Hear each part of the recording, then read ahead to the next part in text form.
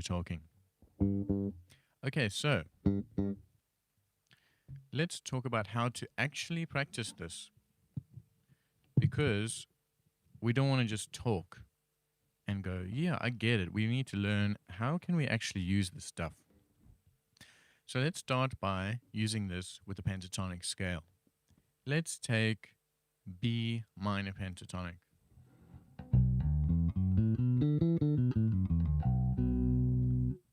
Let's make sure we're in tune. Kind of. Okay, B minor pentatonic. Okay, so now we want to learn that in all 5 shapes because that's going to be important for what I'm going to talk about. So let's look at the 5 shapes of minor pentatonic. Shape 1, shape 2 is basically D major pentatonic.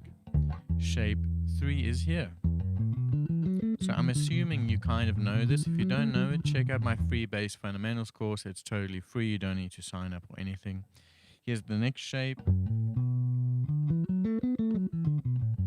And then finally here. So you should know that across the whole bass.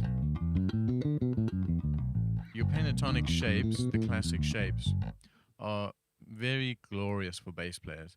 Now let's get into how to practice developing a motive here, because a lot of people will play the pentatonic scale and then they'll get stuck just ascending and descending this. The next thing that happens is they get into patterns like this.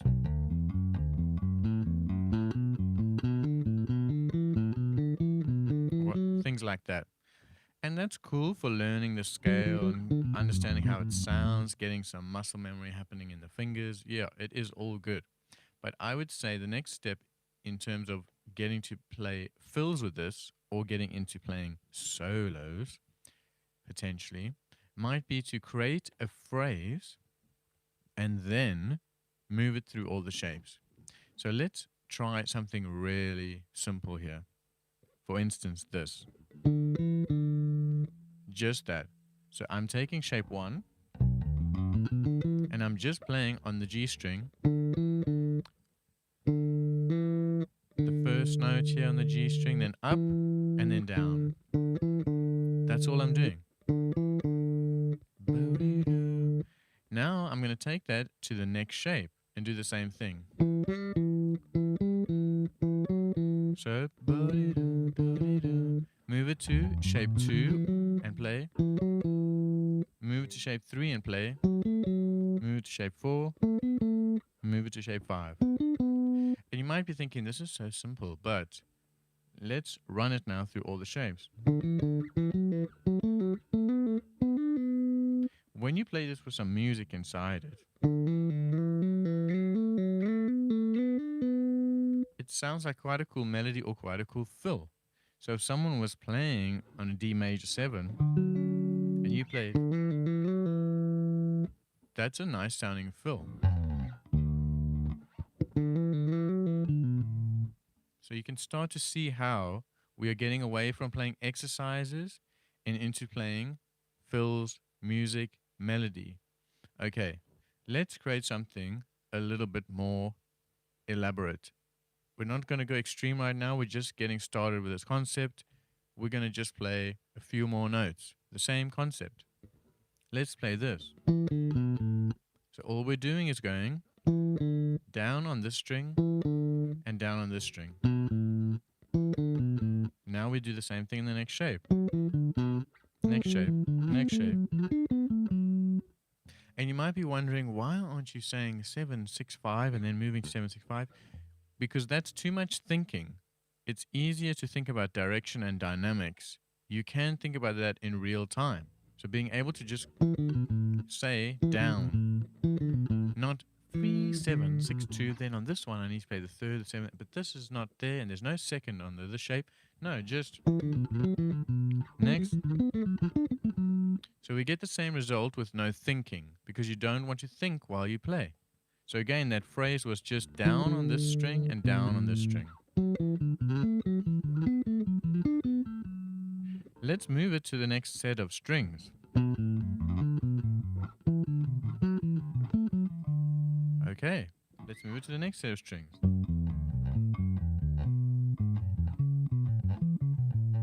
Okay, so now we're learning to take a motif through the whole pentatonic scale. So as an example of this, you working in music and as a fill, I'm playing a bass line on D major 7. That could be a cool fill. As an example of this working as a solo type thing, I could play.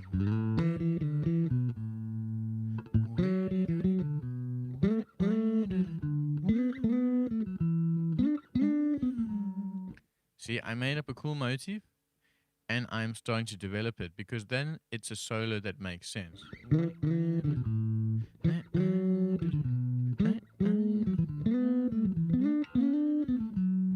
And you start to add these little variations. That's how this works with the pentatonic scale. You can also do this on, instead of always going from shape 1, 2, 3, 4, 5, once you know this really well, you can start switching between different shapes. So for instance, I'll play something on shape 2, like that. And then I'll move it to this shape over here. Or I might go to shape 1. So now you can see I'm stopping another habit, which is to always play everything ascending and descending in the same order. I'm trying to say to us, challenge myself to make new sounds. So I'm saying I'm going to go from shape 2 to shape 4.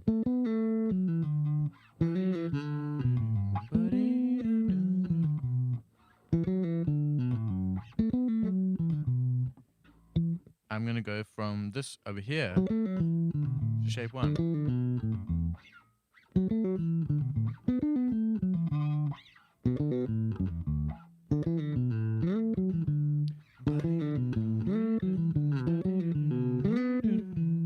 That's the next level, is make a phrase that moves across 2 shapes.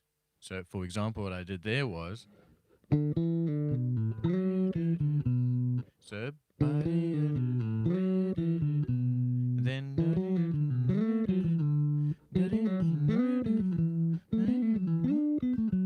and I think that's really cool.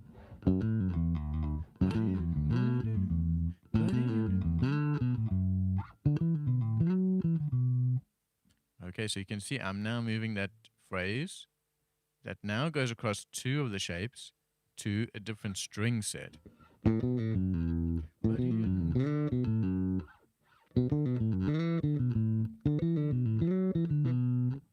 Okay, let's try another phrase. What about that?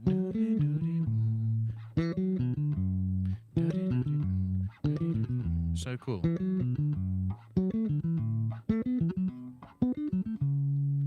And let's move it between 2 string sets. So instead of going, now I'm going to go.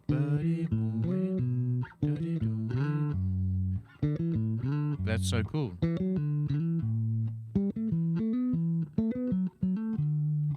So now you can see I'm taking a phrase that goes across 2 shapes and 2 different string sets.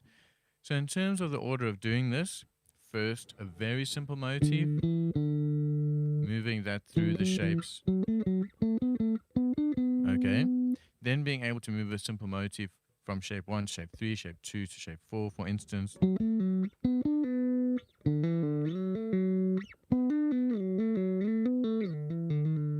Then coming up with the motif across 2 strings and moving it through different shapes.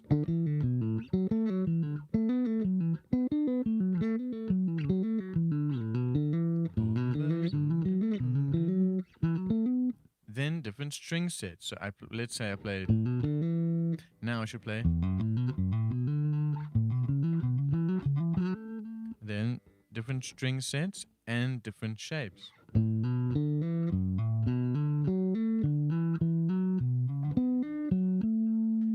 And this is where you start to get into some really, really cool lines. And all of these can be used as fills, and all of these can be used to play solos.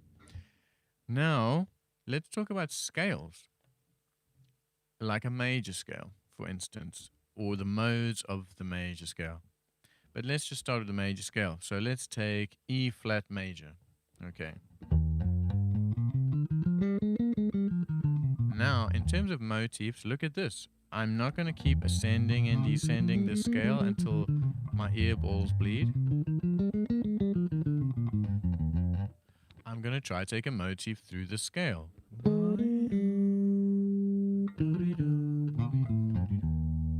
Or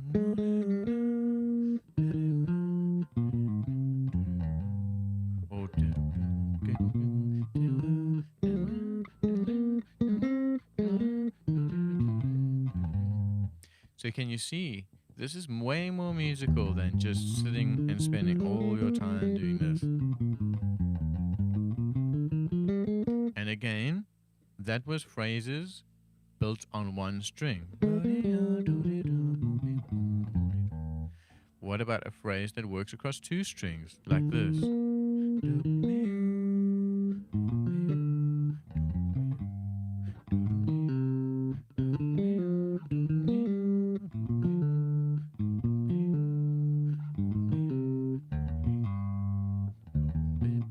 What about that?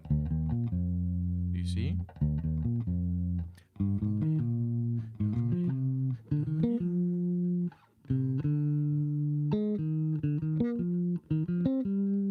What about a phrase that goes across three strings?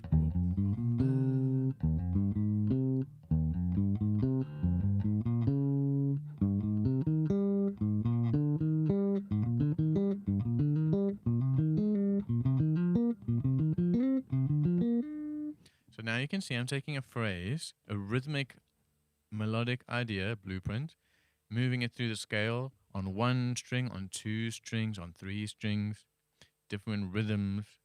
Okay, so again, we're not practicing our scale like this all the time. Okay. We're taking a motif that we make up.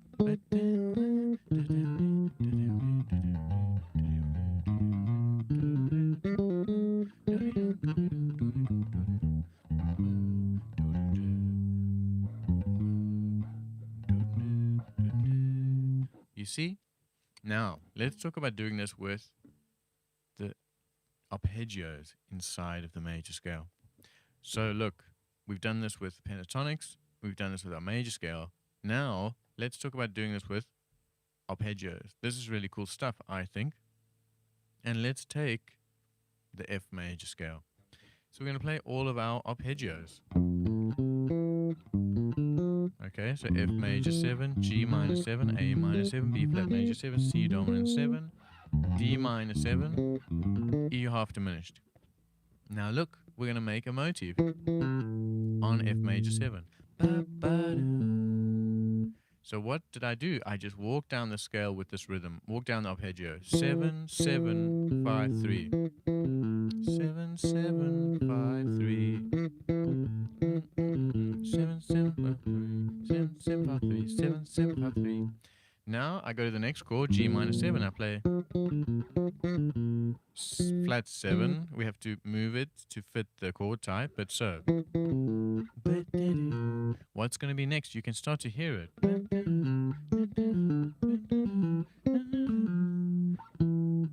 You see? Let's try something else. Now we've got 7, 3, 5.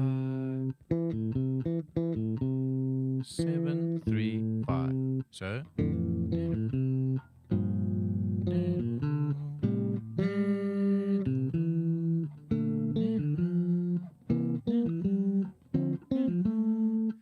That's a cool motif. Let's try that. We're just adding one note. 7, 3, 5, 7. Now.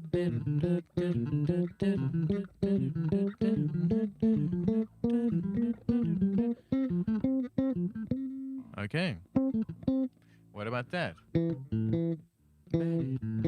7.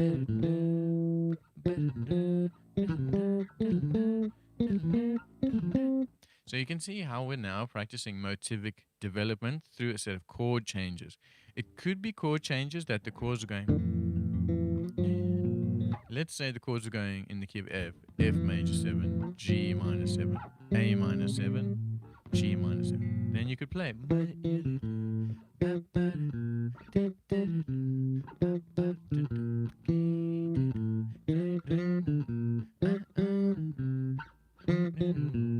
And you can start to hear the chord changes when you do this. So when you make a really strong motif and you play it through a set of chord changes, you can really hear the chord changes. And this is how you can start get into playing through chord changes and actually making it sound like music.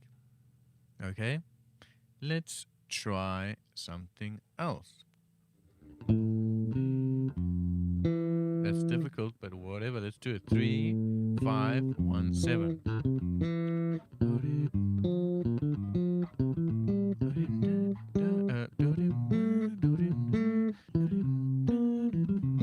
And I bet you can hear the next one.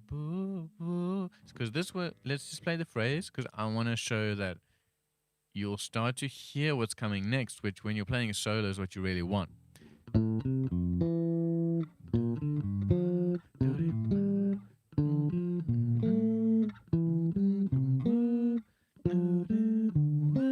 You see, before I played that note, I knew what it would sound like because the motif was strong enough.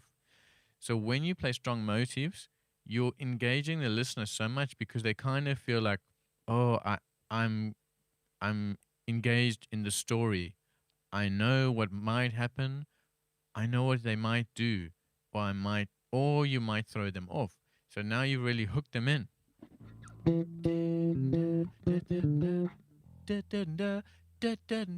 You see, I can start to sing what's going to happen next.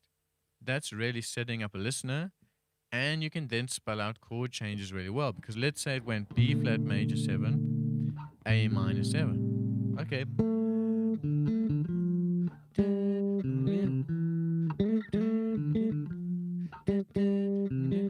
If it's going to go to G minor 7, I bet you know what it's going to sound like before I play it.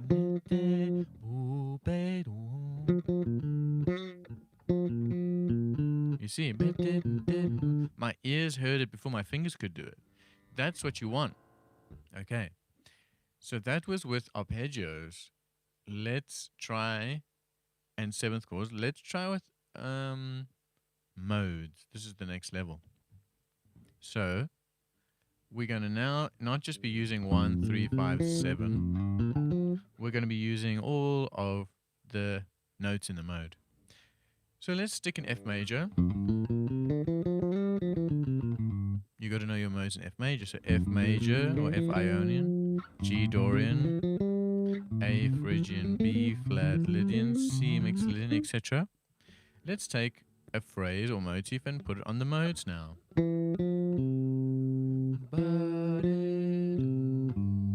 Beautiful. 7, 8, 5, 2.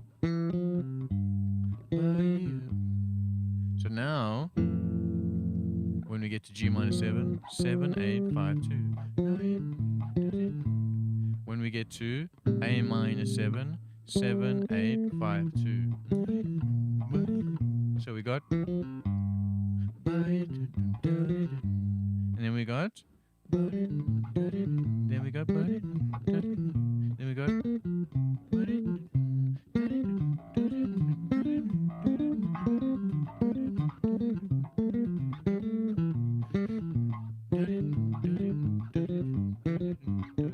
You see already, I got that phrase in my ear and I can start to develop it because I know how it feels and I know how it works on every chord. Because if you don't know your chords really well, you're going to get you and you're going to go, what's the seventh? What's the third? You can't think like that when you're taking a solo or playing fills. You got to know it so well that if you play the motif in one place, you could play it in any of the modes, any of the arpeggios. So that's really important. Shall we try another one? 1, 2, 3, 2, 1.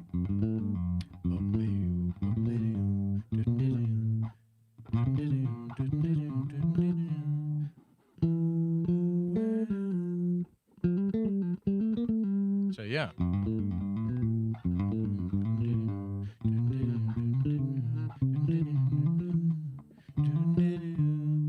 One, two, three, two, one.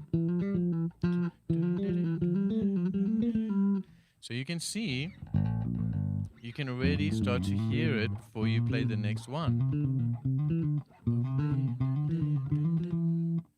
And that's an example of now, instead of just playing the same thing, I'm developing the motif. So let's talk about that now. Because if you do this too much, then that becomes stale. So as an example of developing this, I might play something like this.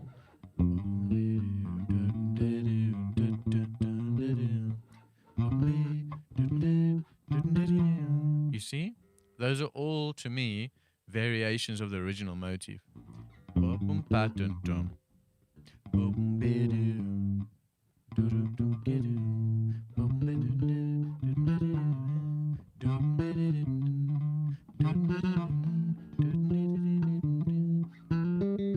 You see, now I changed it.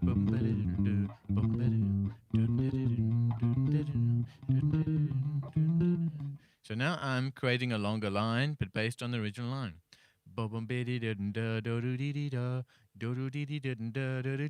That's going to create a lot of tension. And once you get that in the ear of whoever's listening,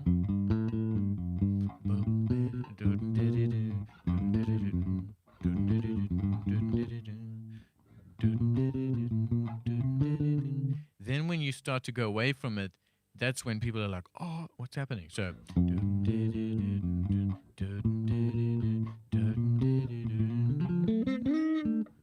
or something better than that. But you know what I am saying. Okay? Now we should talk about this in terms of playing over classic chord progressions. So the classic would be a 2-5-1. C minor 7, F7, B flat major 7. If we took a simple motif, like pentatonic type thing, we'd go back to our original exercise and we say. And now you can hear the chords.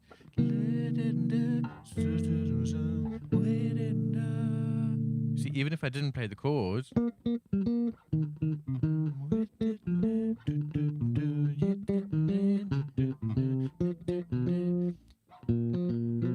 you could already hear what the next set of chords were without me playing them. Because that's what a motif does if you do it in a really strong melodic and rhythmic style. So let's try something else. You see, so I went on the C minor 7, 3, 7, 3, 7, 7. So then on the F7, I'm going to go on the B flat major 7. So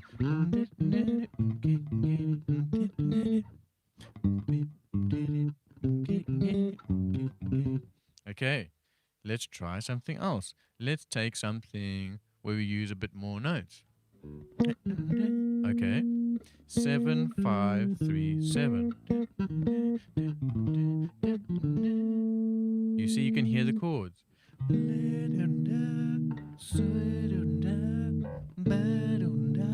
Even if I don't play them. And if you add a bit of rhythm to that, or a bit of more of a.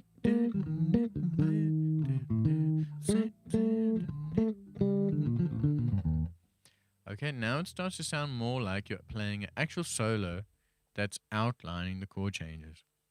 Now, let's use a more modal approach here. Let's go, because we've practiced this now. 1, 2, 3, 5, 3.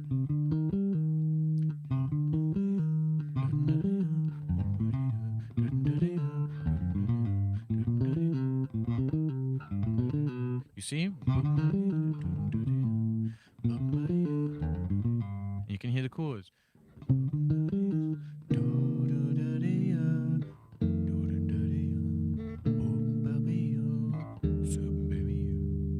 Okay, you see, so now I'm using my modes and using a motif to play over chord changes. And like I said, the goal is to outline the chords without the chords being played. So that if someone was listening to you just playing by yourself, they would hear the harmony, because your kind of job is to go, wow, this is an amazing composition with amazing harmony, and the harmony says what the message of the song is. So if I play that harmony and really express it, the composer does all the work for me. Thank you so much, George Gershwin. Thank you so much, John Coltrane. Thank you so much, Miles Davis. Thank you so much, Joe Henderson. Thank you so much, Herbie Hancock. Stank you. Herbie, stank you. Okay.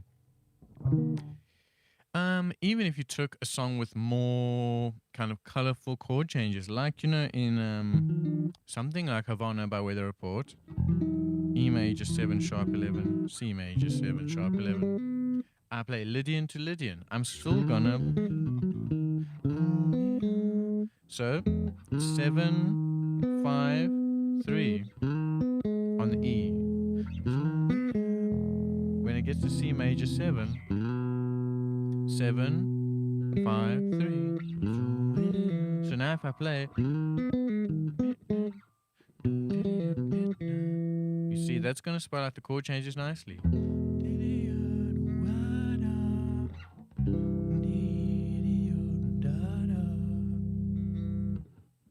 This is how you get into this. And I would say, beyond talking about what we've done, which is pentatonics, modes, seventh chord arpeggios, the best thing you can do is study what the masters did. So what kind of lines and motifs did they use and develop? Take those lines that you've learned, your favorite ones that you got from listening, that you thought, that one really jumps out to me. Learn it, analyze it like we've done with this, and then move that through some chord changes. Okay? For an example, on So What by Miles Davis.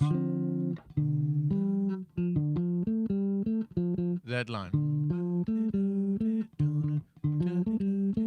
Just that line. He plays that on D minor 7.